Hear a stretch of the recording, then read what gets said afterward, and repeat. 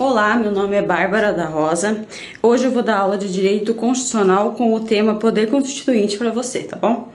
É um tema muito importante no Direito Constitucional, ele cai em diversos concursos de diversos níveis, então é um assunto muito importante para você saber. Ainda bem que ele é bem simples e fácil, então você não vai ter dificuldades em aprender, tá bom? Vamos lá. O poder constituinte é o poder responsável por criar e modificar uma Constituição. Isso significa que o poder constituinte ele é do povo, o titular é o povo, tá bom? E ele está sempre latente. Vamos lá destrinchar cada parte desse conceito grandão aí para você, tá bom? Então, ele é o poder responsável por criar uma nova ordem jurídica. Considerando que o Brasil e o mundo em geral tem como fundamento do Estado a Constituição, o poder constituinte ele é o responsável por criar o Estado, o fundamento do Estado de onde ele vai surgir, tá bom? Ele está sempre latente por quê? Porque o poder constituinte, além de ele criar uma Constituição, ele é o responsável por modificar uma Constituição. Isso significa o quê? Que cada momento, seguindo as características necessárias, o poder constituinte pode existir a qualquer momento. Amanhã pode ser criada uma nova Constituição. Amanhã pode ser editada uma emenda constitucional. Então, por isso, ele sempre está latente. Ele está ali dormindo, aguardando para ser acordado, tá bom? E o titular é o povo. O criador da teoria do poder constituinte, o Sieyès, falava que o titular do poder constituinte era a nação. Nação. Desculpa a letra aqui, mas vamos lá.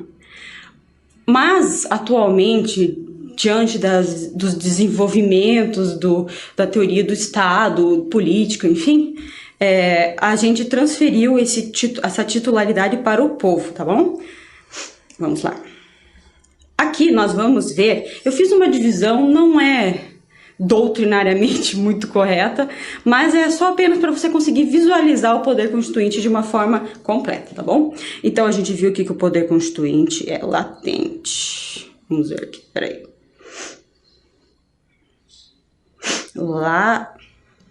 Latente, tá? Então, ele se subdivide em vários poderes constituintes. E a gente vai ver cada um deles, as suas características, suas limitações ou não. Enfim, a gente vai ver todos os detalhes de todos os poderes constituintes. Vamos lá. Então, o poder constituinte se subdivide em poder constituinte originário e poder constituinte derivado, tá bom? O poder constituinte derivado, ele se subdivide em três. Vamos lá, o poder constituinte derivado revisor, o poder constituinte derivado reformador e o poder constituinte derivado decorrente, tá bom? A gente vai ver todos agora. Importante, vamos voltar aqui um slide, importante ressaltar o seguinte, o poder constituinte, ele é uno, e o poder constituinte derivado e suas ramificações surgem do poder constituinte originário. Então, sempre quando você ficar com dúvida a respeito do poder constituinte, observe sempre o nome dele, ó, originário. Por quê? Porque ele que origina a Constituição e todos os poderes decorrentes dele, tá bom? Então, é mais fácil você ver pelos nomes que você vai analisar e vai ver, não vai confundir um com o outro, tá bom? Vamos lá analisar um de cada vez com suas características, suas limitações, enfim, tudo isso agora. Vamos lá. O poder constituinte originário. Conforme eu disse, o poder constituinte originário, ele é o responsável por criar uma nova Constituição. Isso significa o quê? Que o poder constituinte vai criar o Estado do zero. Se amanhã a gente decide fazer uma nova Constituição no Brasil, o poder constituinte originário vai zerar tudo o que aconteceu e vai criar uma nova Constituição do zero, tá bom? E ele poderá ser democrático ou autocrático. Isso significa o quê? Muito embora ali no poder, lá na característica geral do poder constituinte, a gente veja que o poder constituinte é do povo e da nação, como eu dizia antigamente, agora a gente diz que é do povo, existe a possibilidade do poder constituinte originário surgir através do movimento autocrático. Aqui no slide nós temos duas opções, dois exemplos que aconteceram no Brasil, embora tivessem muitos para analisar, mas eu coloquei aqui só no slide dos dois exemplos de poder constituinte. Vamos lá. Aqui nós temos o poder constituinte autocrático. Por quê? Porque aqui no Estado Novo, quando Vargas decretou o Estado Novo, ele outorgou a Constituição de 1934. Isso significou o quê? Que não houve participação popular no Estado Novo. Ele retirou vários direitos do parlamento e passou para ele todos esses poderes. Então, essa é um exemplo de poder constituinte autocrático, porque não houve participação popular, tá? Já o poder constituinte democrático, a gente tem o nosso grande exemplo, que é a nossa Constituição de 1988. Aqui temos uma foto, ó, do Ulisses Guimarães aqui, a Assembleia Nacional Constituinte de 1987. Essa foto que foi na abertura dos trabalhos do nosso parlamento, que a gente elegeu, para criar a nossa Constituição, que está vigente até hoje, tá bom? Então sempre lembre, muito embora o povo seja o titular, há possibilidade sim de um ditador, digamos assim, criar uma Constituição com o poder constituinte, utilizando-se do poder constituinte, tá? Vamos lá. O poder constituinte originário tem diversas características. E aqui a gente tem que prestar muita atenção. Por quê? Vamos colocar até um asterisco aqui, ó. Por quê? Nos concursos públicos é isso aqui que vai cair na tua prova, tá? Ele vai perguntar quais são as características. Ele pode fazer uma pergunta assim: o que significa que é, sei lá, o poder inicial? Ou ele vai fazer assim, ele vai dar várias características para você, só que ele vai inverter. Ele vai dar o conceito de autônomo para inicial, independente, autônomo, e assim sucessivamente. Então, por isso é importante você saber a diferença entre cada um das características do poder originário, pra você não trocar. Mas é muito simples, é muito fácil. Você vai ver, tá bom? Vamos lá. Ele é inicial porque, conforme eu disse, o poder constituinte, ele é o responsável por iniciar uma nova ordem jurídica. Então, a gente vê aqui, ó, como se fosse um terreno. E o poder constituinte vai criar a base aqui, ó, que vai ser construída uma casa em cima, que é o nosso ordenamento jurídico. Nossa Senhora. Então, significa o quê? O nosso poder constituinte originário, ele é responsável por criar a Constituição. Sobre ela, todas as outras leis vão surgir, de acordo com ela, de acordo com as suas regras. Por isso, o poder constituinte, ele é inicial. Ele é independente porque ele não depende de nada para surgir. Ele existe, como eu disse, ele é latente, então ele está ali esperando para surgir, entendeu? Por isso que ele é independente. E ele é incondicionado porque ele não é condicionado a nada. Ele não tem limites, lembre dessa palavra, ilimitado. Por quê? Porque ele não tem limite nenhum. Ele é incondicionado, ele não é condicionado a tempo, então não tem uma regra que cada ano bissexto pode surgir um poder constituinte originário, por exemplo. Não existe essa regra. O poder constituinte originário pode surgir a qualquer momento. Então ele é incondicionado e ele é soberano. Por que ele é soberano? Porque ele pode criar a regra que ele quiser. Isso também se junta aqui, se une ao ilimitado, ok? Soberano por quê? Então, ele pode criar o jeito que ele quiser, da forma que ele quiser, ele não tem limitação de forma na Constituição, ele não tem limitação de métodos para criar uma Constituição, que tem que ser assim, tem que ser assado, não tem. Eu vou voltar aqui no slide para vocês terem uma noção. Tanto ele é soberano que ele pode surgir de uma forma autocrática ou uma forma democrática. Não existe uma regra específica falando como pode acontecer, entendeu? Por isso que ele é soberano. E o que ele decidir é o que vai estar na Constituição. Não existe limitação prévia, não existe regras que ele deve respeitar, não existe nada nesse sentido, tá? E ele é autônomo, ou seja, não precisa de mais nenhum cargo, nada que se junte a ele para criar uma Constituição. É ele que se basta, tá bom? Vamos lá. Aqui nós temos um detalhe importantíssimo que se liga aqui, ó, com a ilimitação do poder constituinte. Olha a riscadeira, gente. Vamos lá. O poder constituinte originário, ele é ilimitado. Limitado. Isso significa o quê? Ele pode criar a regra que for. Só que existem teorias ao longo do mundo que defendem atualmente que o nosso poder constituinte originário é limitado. Entendeu?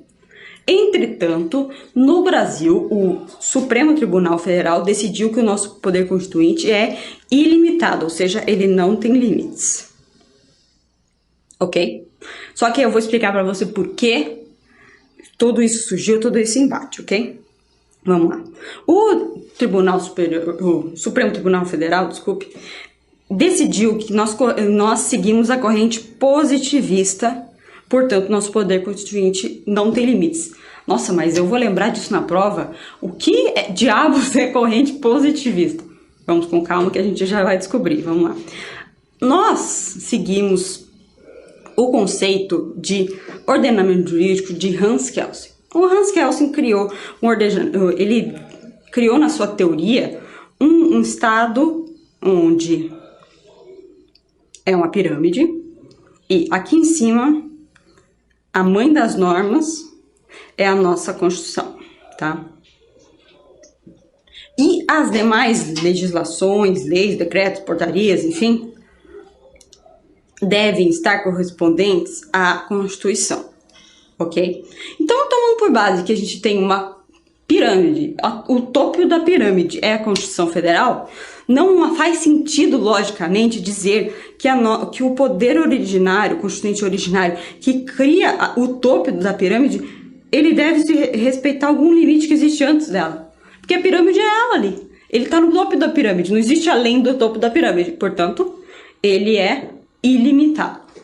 A corrente justnaturalista defende que ele é limitado. Por que ele defende que é limitado? Porque ele defende que além da pirâmide e a Constituição no topo dela, existem normas aqui que devem ser respeitadas independentemente do estado onde você se encontra, que são tratados internacionais, direitos humanos, direitos do cidadão, lembre da Revolução Francesa. Então, a corrente justnaturalista acha isso, acha que não importa se você zerar a tua Constituição, começar o estado do zero, existem regras que são dos seres humanos, que a gente tem que respeitar os seres humanos, independentemente de lei que diga que você tem que respeitar. Entretanto, essa corrente aqui não é adotada no Brasil, porque nós seguimos a corrente positivista, ok? Isso também é bastante cobrado em concursos. Então é bom você saber, mas é bem simples, essa pirâmide aqui já responde tudo.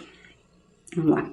Agora nós vamos passar para o segundo tipo de poder constituinte. Vamos voltar aqui, ó, para você ter noção. Já vimos o poder constituinte originário, ok? Agora a gente vai entrar dentro do poder constituinte derivado e ver todas as suas formas. Nós vamos para o reformador agora. Vamos voltar lá. Poder constituinte derivado, reformador. Vamos analisar o nome primeiro, para você ter uma noção. Poder constituinte derivado. Derivado por quê, será? Porque ele deriva do poder constituinte originário. E reformador por quê? Porque ele reforma algo que o originário já fez. Mais fácil, né? Então vamos lá. Ele é responsável pela edição do quê? Emendas constitucionais. Então vamos lá, de novo, por exemplo. Se o poder constituinte originário foi lá e construiu a base do nosso ordenamento jurídico, que é da casa, por exemplo, sei lá, prédio, enfim. E o poder constituinte derivado reformador só vai poder criar, emendar uma Constituição, reformar alguma coisa que já está construída. Por isso, o derivado reformador só existe quando o originário já fez uma Constituição. Como você vai pintar uma casa se não existe casa, não é verdade? Então é isso aí. Na nossa Constituição Federal de 88, ele está previsto no artigo 60. Lá é o artigo onde está todos os requisitos para emenda constitucional, quem pode propor, quem não pode propor, qual é o quórum que é necessário para propor uma emenda, quando pode, quando não pode emendar, isso tudo a gente vai ver agora, tá bom? Nós vamos ver com muita profundidade, porque isso é um tema do processo legislativo, mas vamos ver. Vamos lá. Aqui tem uma foto, ó, de uma PEC sendo votada aqui, lembre sempre disso, PECs. Que é uma proposta de emenda constitucional. Vamos lá. Características do poder derivado reformador. Vamos lá. Características: limitado, secundário e condicionado. Vamos por partes. Vamos primeiro aqui no secundário. Por que é secundário será, né, gente? Conforme eu expliquei aqui, ele advém do poder constituinte originário. Não tem como ele não ser secundário, porque o originário é que surge com tudo. Então, o derivado é secundário porque advém do poder constituinte originário. Ele é limitado por quê? Porque o poder constituinte originário, ele vai dar as regras do jogo. Ele vai dar as regras de como você pode reformar uma Constituição. Essa é a forma que você tem para delimitar o espaço de manobra, de modificação daquela Constituição, tá bom? Então ele é limitado, ele tem que respeitar as regras. E ele é condicionado. Por quê? Porque existem condições específicas a que ele vai existir. Ao contrário do poder constituinte originário, como a gente viu lá no primeiro slide, esse aqui, ele é condicionado a algum evento, a alguma circunstância, ao quórum, à propositura, à constitucionalidade. Então, ele é condicionado a diversos assuntos diferentes do originário que pode construir a casa do jeito que ele quiser.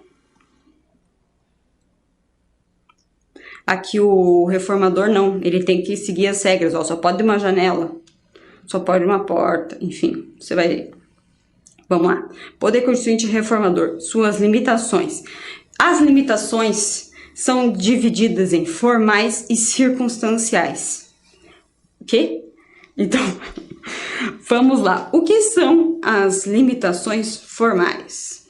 As limitações formais são os requisitos burocráticos, digamos assim, para a existência de uma PEC. Vamos lá.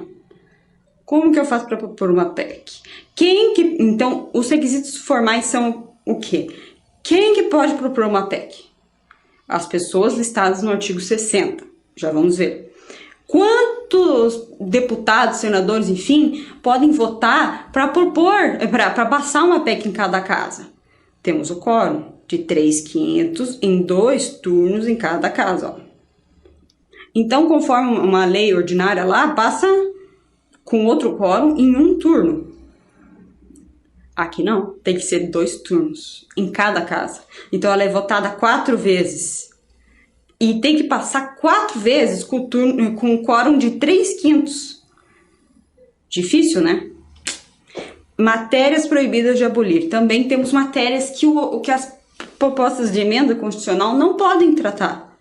Direitos humanos, direitos fundamentais, enfim. Forma federativa de Estado, isso tudo a gente vai ver daqui a pouquinho. Vamos lá. As limitações circunstanciais. Circunstanciais vem de circunstâncias. Isso significa o quê? Que em determinados momentos a PEC não pode ser proposta. Por quê? Intervenção federal, estado de sítio e estado de defesa. Isso aqui você não precisa decorar. É mais fácil você ligar isso tudo aqui à instabilidade institucional. Instabilidade institucional. Por quê? Quando há uma intervenção federal, acontece situações de intervenção federal quase todos os dias no Brasil. Mas ao ponto da União, digamos assim, intervir num Estado na sua independência, é uma coisa muito drástica, muito grave, porque quebra o pacto federativo, digamos assim. Então, é uma situação extremamente extrema. Eu posso ser bem redundante aqui, mas é verdade. O estado de sítio e o estado de defesa também acontecem em situações extremamente pesadas, assim, difíceis de acontecer. Então, essas 3 opções aqui denotam uma instabilidade institucional no país. E é perigoso você deixar uma Constituição ser emendada numa situação dessa. Podem passar emendas que cortem direitos de alguma forma, cerceiem, retirem deveres de parlamentares, vamos supor. Enfim, essa estabilidade não é boa. Eu tenho que estar numa situação de pacificidade no país, enfim, para você passar uma PEC, entendeu? Vamos lá. E essa regra de ouro, vamos colocar regra de ouro. Isso aqui, minha gente, cai todo concurso. Você tem que saber isso aqui. Você tem que saber. A PEC que foi rejeitada, ela não poderá ser rediscutida na mesma sessão legislativa. O que significa isso? Vamos voltar aqui. Como o quórum é altíssimo e ela tem que ser votada 4 vezes, 2 vezes em cada casa, vamos imaginar que uma mesa do Senado propôs lá uma PEC, Senado e Câmara. Enfim, em uma das casas foi proposta uma PEC. Aqui foi proposta a PEC, ela foi votada 2 vezes, passou por 3/5, tudo uma beleza, tá? Foi para outra casa. Aqui passou, sei lá, uma vez, beleza, passou por 3/5, mas na segunda votação não. Aqui acabou. Ela não pode, o Senado aqui que passou 2 vezes, com o quórum certinho, tudo certinho, não poderá rediscutir essa PEC. Tem que esperar o próximo ano. Então, por exemplo, vamos dar um exemplo aqui. Vamos ver se tem vamos criar uma PEC aqui hoje. Tem uma PEC hoje aqui. Vamos supor que a gente está no meio do ano e foi uma PEC proposta. Passou no Senado, tudo certinho, mas não passou na Câmara. O que acontece? Só ano que vem. Pode estar em janeiro, pode dar em dezembro, só no ano que vem vão poder rediscutir essa PEC novamente, tá certo? Isso aqui, gente, cai demais. A gente precisa saber dessa regra. Eles vão cobrar sempre, tá bom?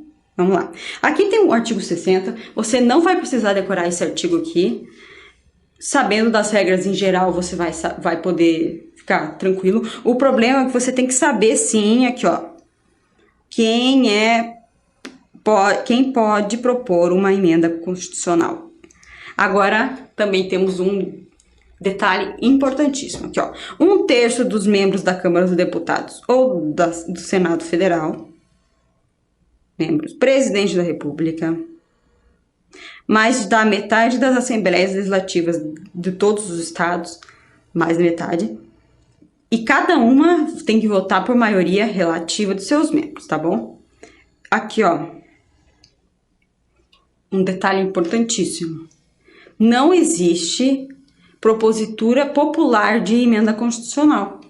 Então, muito embora o povo possa propor uma lei, o povo jamais vai poder emendar a Constituição. Isso também é muito importante. Então, o povo não emenda. Ok? Aqui nós temos todas as regras que eu já passei para você. Aqui, ó, não poderá intervenção federal, estado de defesa, estado de sítio, 2 vezes, 2 vezes em cada casa, 3/5, aqui o quórum. Nós temos aqui, ó, e também tem um detalhe importantíssimo. A emenda constitucional, ela não vai para o presidente. Ela não vai para veto, não vai para sanção e nem veto do presidente. Quem sanciona, aqui, ó, será promulgada pelas mesas da Câmara, dos Deputados e do Senado juntas, conjunto do Congresso, ó. Também é uma pegadinha, porque às vezes eles colocam lá na questão para você. A proposta de emenda constitucional foi votada 2 casas, 4 vezes lá, 2/3/5, tá tudo certo, foi para presidente, ele vetou. O quê? O presidente não pode vetar a PEC. A mesa do Congresso Nacional, que é quando une a Câmara e o Senado, que vai propor essa emenda, que vai promulgar, essa emenda constitucional. E aqui nós temos, o que não poderá ser objeto de deliberação de proposta de emenda constitucional. O que não pode? Forma federativa do Estado. Então não pode vir uma PEC e vamos lá, vamos fazer o Estado unitário, vamos tirar toda a autodeterminação dos estados, não vai ter mais estados, tá bom? Não pode. Voto direto, secreto, universal e periódico. Não pode proibir o voto. Separação dos poderes. executivo, legislativo e judiciário. Também não pode abolir. Vamos lá, não quero mais a Lava Jato, então vamos destruir o judiciário, tá bom? Não pode. Direitos e garantias individuais, artigo 5º, enfim. Tá? Uma coisa importante é, se você olhar aqui nesse parágrafo 4º, tem aqui, ó, não será objeto de deliberação a proposta de emenda tendente a abolir. Isso significa o quê? Que caso a PEC queira aumentar os direitos, poderá. Então, se ela quiser criar um direito individual, um direito garantia individual, olha, eu tenho garantia individual de usar salto alto quando eu quiser. Olha que beleza. Pode. O que não pode é tirar, tá bom? Vamos lá. Vamos ir por um poder constituinte que não é muito cobrado, mas é importante saber que ele existe, tá bom? O poder constituinte derivado revisor. O que é o poder constituinte derivado revisor? Quando a nossa Constituição de 1988 foi promulgada, lá no ato das disposições constitucionais transitórias, no artigo 3º, para ser mais exata, foi criada uma regra assim: daqui 5 anos, até 5 anos, vocês poderão fazer uma revisão dessa Constituição. Então, eles tiveram 5 anos para ver como que a Constituição funcionava no Estado, para ver se dava problema em alguma parte, se funcionava, se o Estado estava funcionando direitinho. Caso não desse algum problema em alguma parte, tinha essa possibilidade de revisar em 5 anos dessa promulgação. Lá tem esse prazo, tá? Essa revisão aconteceu em 1994. Então, essa revisão, para você ter uma noção, é uma curiosidade, tá? Ela tornou mais fácil a revisão do que uma emenda constitucional. Então, qualquer parlamentar poderia propor essa revisão. Tinha algumas regras, tipo, você não pode abolir completamente essa Constituição, mas você pode reformar certas coisas. Então, foi isso que aconteceu. Não cai muito, não, essa parte do poder constituinte revisor, mas é bom você saber que existiu. E se você quiser achar também o ato das disposições constitucionais transitórias, tá lá no fim da Constituição, no fim mesmo, tá? Você vai passar a assinatura da Constituição e vai para frente, tá lá o ADCT, tá? Vamos lá. E agora vamos para o poder constituinte derivado decorrente. Decorrente do que, gente? Por que é isso? O que é isso? Ele decorre do Pacto Federativo, porque nós somos, como os Estados Unidos, uma federação. Além do Estado, que é todo o Brasil, nós temos cada estado aqui, ó. Cada estado tem sua... Opa, pus em 2 em São Paulo, gente. Aqui, ó. Cada estado tem sua autodeterminação. Nós nos unimos para uma união, entendeu?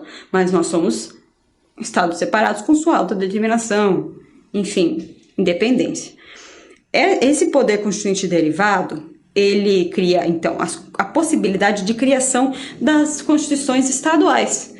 Isso é importante por quê? Porque, muito embora nós estejamos numa federação, as constituições estaduais podem diferir um pouquinho uma da outra.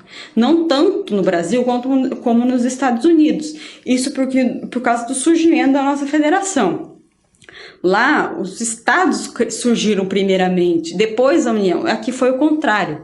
Por isso, nós temos uma menos independência dos estados em certas matérias do que dos Estados Unidos. Não sei se você vai lembrar, mas nos Estados Unidos, normalmente, pode ter pena de morte num estado e não pode ter no outro. Aqui não tem esse tipo de coisa. Mas os estados têm suas organizações diferentes um do outro. A gente vai ver, tá? E também é importante ressaltar que a lei orgânica do Distrito Federal, ela é tratada como uma Constituição estadual. Por quê? Porque o Distrito Federal, ele soma duas competências municipais e estaduais. Então, com o poder constituinte derivado decorrente, ele vai ter essa possibilidade de criar uma lei orgânica, que é dos municípios, mas com poder de Constituição estadual, tá bom? Esse poder constituinte derivado está também no artigo 11 do ADCT. Esse artigo aqui eu não coloquei aqui, mas ele dava um prazo, acho que de 4, 5 anos, se não me engano, para os estados fazerem suas próprias constituições com as suas regras para a coisa funcionar, né? Senão não andava a nossa federação. Vamos lá. Agora que chega a hora, minha gente. O poder constituinte derivado decorrente significa o quê? Ele tem seus limites. Por quê? Porque a nossa Constituição tá lá no topo. De novo, essa pirâmide de Kelsen aqui vai te acompanhar a vida inteira, tá? Enfim, vamos lá. A nossa Constituição Federal, ela tá no topo, ela tem as regras. Então é ela que determina as regras que os estados devem seguir. Não tem como o estado ser tão independente assim a ponto de desconsiderar a Constituição Federal, tá bom? Vamos lá. Ele tem seus limites nos princípios constitucionais sensíveis, nos princípios constitucionais extensíveis e nos princípios constitucionais estabelecidos. A gente vai um por um agora. Vamos lá. Princípios constitucionais sensíveis, eles estão listados expressamente no artigo 34 da Constituição Federal, tá? Sendo eles o quê? A forma republicana, o sistema representativo e regime democrático. Isso significa o quê? Que a república significa o quê? Alternância de poder. Sempre vai, de cada 4, 5 anos lá, vai mudar o poder, tá? Pode ter reeleição, mas a república se caracteriza por isso, pela mudança de poder constante. O sistema representativo.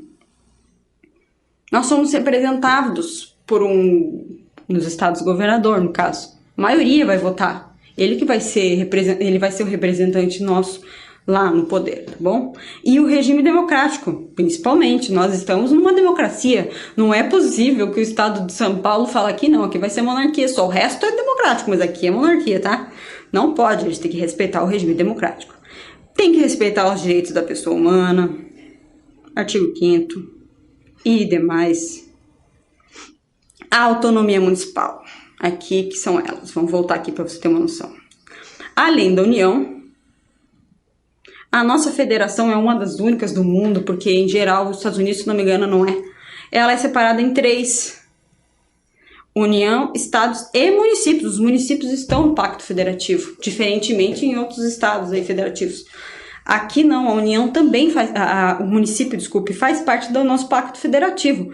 Por isso, os estados eles têm que respeitar a autonomia municipal.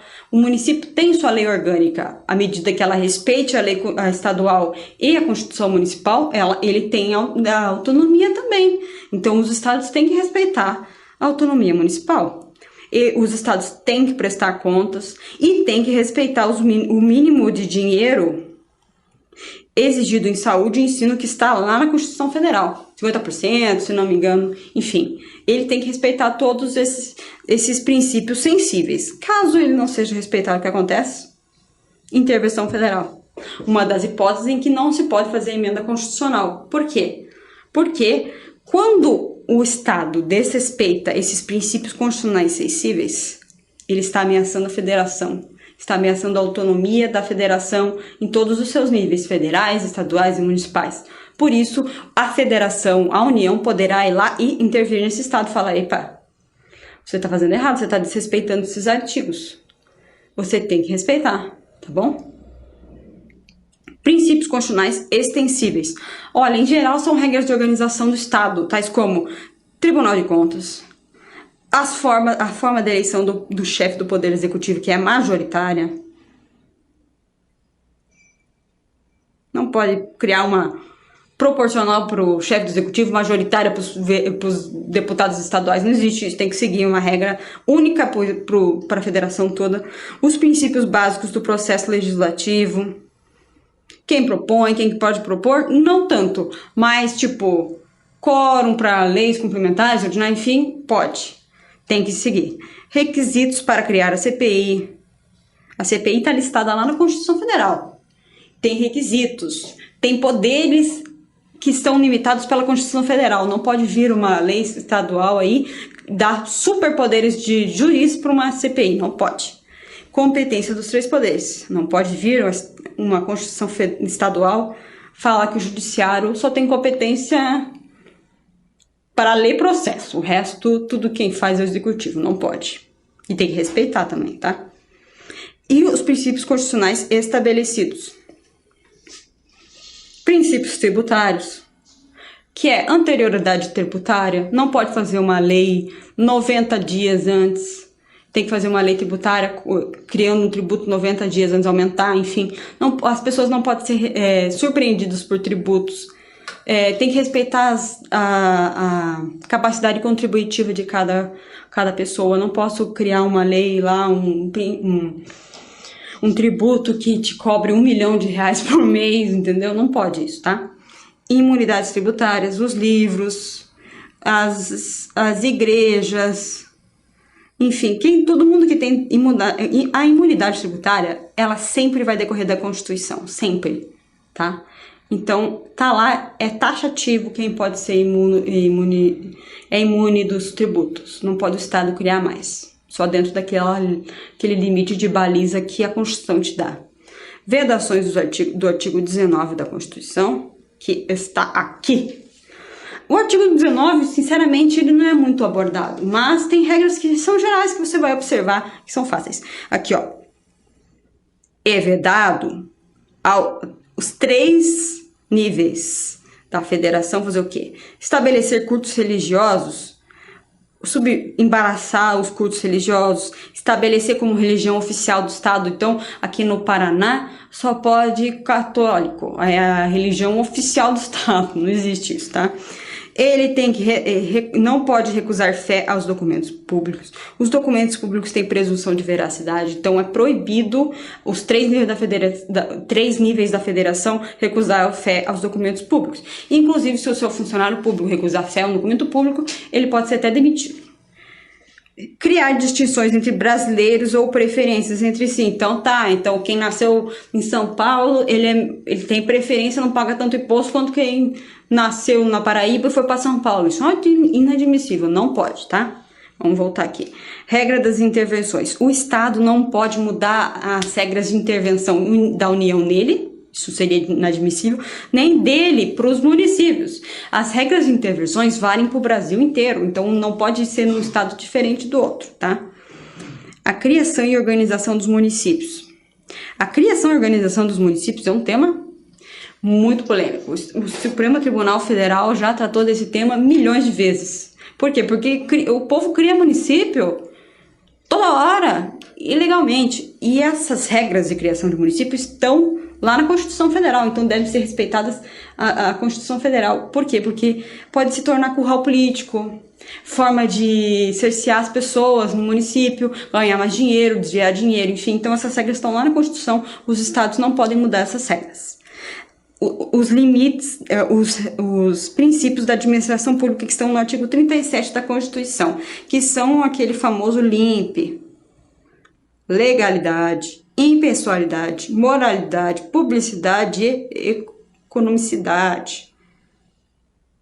O que significa que a administração pública, tanto da União, dos estados e dos municípios, vão seguir essas regras. Vão seguir as regras caput, que são esses princípios, e todos os incisos lá que tem da improbidade administrativa, enfim, todo mundo tá nessa regra aí, todo mundo tem que respeitar, tem que agir certinho.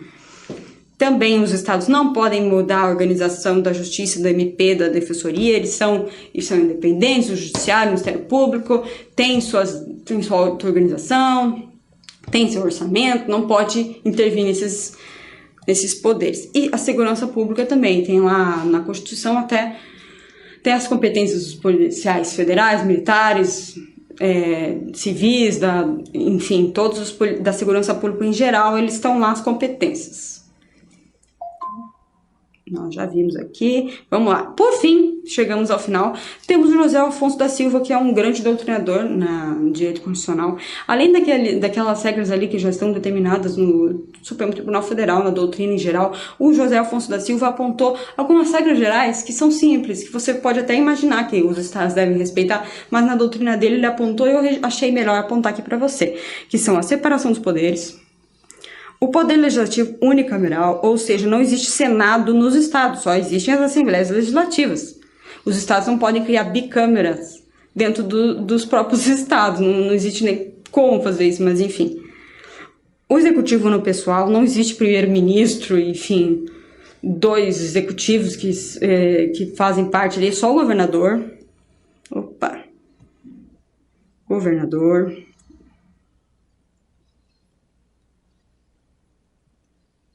Aqui, os estados têm respeito e igualdade entre os estados, não pode a diferença. Então aqui, o nosso é mais barato o imposto federal aqui nesse estado é mais barato. Não existe, todo mundo é igual, tá? Estamos numa federação igual. E respeito democrático de Estado de Direito, ordem econômica, enfim. Na verdade, essas regras do José Afonso da Silva aqui são regras gerais do Estado, que a gente já imagina que os Estados têm que respeitar, mas, enfim, a gente imagina que ele pôs na doutrina dele e achei bom colocar. Por fim, temos uma observação do controle de constitucionalidade aqui para vocês. Umas coisas simples, mas que eu tenho que te falar, caso você fique pensando, até às vezes você fica pensando. Vamos lá. Vamos pôr a pirâmide, que é de novo, eu te falei que ela ia te seguir a vida inteira. Vamos lá. A nossa Constituição está aqui. Vamos imaginar que o poder constituinte derivado reformador, a emenda constitucional, faça uma emenda inconstitucional. A emenda pode ser inconstitucional, não é? Porque ela veio depois da Constituição. Então, caso ela desrespeite o quórum, quem pode propor, as matérias proibidas, seja reapreciado nas mesmas sessões legislativas, ou, sei lá, tende a abolir direitos fundamentais, ela é constitucional, inconstitucional. Ela pode ser declarada inconstitucional. Agora é o seguinte, agora que são elas. Uma regra que está na Constituição Federal desde o início, lá que foi promulgada lá naquela primeira foto que eu te mostrei lá no primeiro slide, ela não pode ser inconstitucional. Por quê? Porque a nossa Constituição, ela que deu os poderes lá naquele dia em 1988 para o STF, que é o responsável por declarar inconstitucionalidade das regras, de acordo com a Constituição Federal. Então, não é possível um órgão que seja decorrente da nossa Constituição declarar uma norma que seja dela, que nasceu com ela, inconstitucional, porque esse poder aqui foi dado pela própria Constituição para o Supremo Tribunal Federal, entendeu? Então, uma regra que esteja lá na Constituição. O artigo 1º, por exemplo, está lá na Constituição, querem declarar o artigo 1º inconstitucional. Isso é impossível, porque o poder constituinte originário que escreveu esse artigo, e conforme o nosso slide primeiro lá, o poder constituinte originário ele é incondicionado, ilimitado. Então, ele pode escrever o que ele quiser. Não existe incondicionalidade de lei constitucional, tá bom? Essa é a principal observação que eu quero te dar. Isso cai bastante em prova também, então preste bastante atenção. Caso você queira ler um livro, dar uma olhada na jurisprudência do STF, temos a Constituição comentada do STF também lá no site deles disponível. Então tem bastante material a respeito desse assunto e dos municípios também. Dê uma lidinha nos municípios, na criação dos municípios, tá bom? Enfim, é isso aí. Espero que você tenha entendido o poder constituinte em geral, em todas as suas ramificações. É um tema muito simples, com uns detalhezinhos aí, mas eu espero que você tenha entendido, tá bom? Tchau, tchau.